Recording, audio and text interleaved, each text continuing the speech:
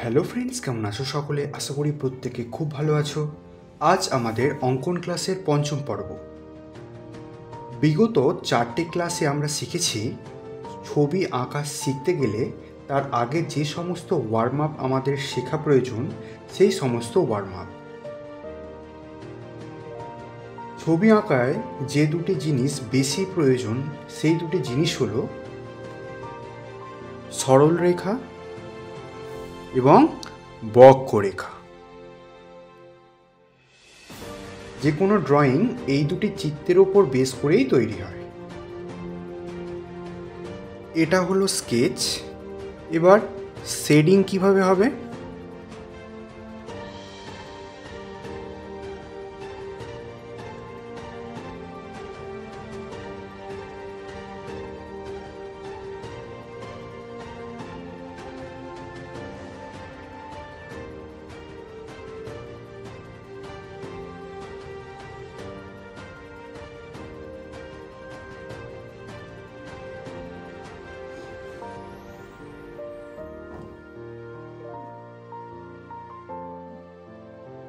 এবার আসি শেডিং কি করে হয়। শেডিংটা বেশিরভাগ নির্ভর করে পেন্সিলের প্রেসারের উপর। যেমন আমি এইভাবে হাতের স্কিনের ওপর টাচ করিয়ে দেখাচ্ছি। আমরা যদি এইভাবে বেশি বল প্রয়োগ করি পেন্সিলটির উপর, তাহলে এটাকে বলা হয় হার্ড প্রেসার। আবার আমরা যদি হালকা বল প্রয়োগ করি পেন্সিলটার উপরে, তাহলে এটাকে বলা হয় মিডিয়াম প্রেসার। আর একদম হালকাভাবে পেন্সিলটাকে যদি আমরা জাস্ট ধরার মতো প্রেসার ক্রিয়েট করি, এটাকে বলা হয় লো প্রেসার। আমরা এই হার্ড, মিডিয়াম এবং লো প্রেসারের মাধ্যমে শেডিংয়ের 3টি ধাপ জানলাম। এটা প্র্যাকটিস করব কিভাবে? আমরা স্ট্রেট লাইনের মাধ্যমে এটাকে প্র্যাকটিস করতে পারি। যেমন এইভাবে প্রথমটা একটু প্রেসার ক্রিয়েট বেশি করে আমরা এইভাবে ডিপ করে একটা লাইন টানতে পারি। এবার একটু মিডিয়াম প্রেসার ক্রিয়েট করে আমরা এই রকমভাবে একটা লাইন টানতে পারি।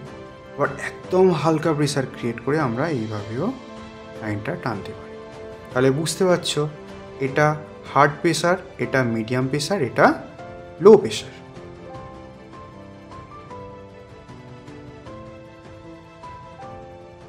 আমরা এই প্র্যাকটিসটিকে এইভাবেও করতে পারি। প্রথমে আমরা দুটি বিন্দু নিয়ে নেব দুই সাইডে। এরপর আমরা যখন একটা বিন্দু থেকে আর একটা বিন্দুতে একটা স্ট্রেট লাইন টানব, প্রথমের দিকে প্রেসারটা একটু বেশি রাখবো। যত আস্তে আস্তে এই দ্বিতীয় বিন্দুর দিকে যাবে, তত কিন্তু আমরা হাতের প্রেসারটাকে একটু লুজ করে দেবো বা হালকা করে দেবো। ঠিক এইভাবে দেখতে পেলে প্রথমটা ডিপ হলো, যত আস্তে আস্তে এই বিন্দুর দিকে এগিয়ে গেল তত কিন্তু লাইনটা কী হয়ে গেল? হালকা হয়ে গেল। আমরা এইভাবেও প্র্যাকটিস করতে পারি।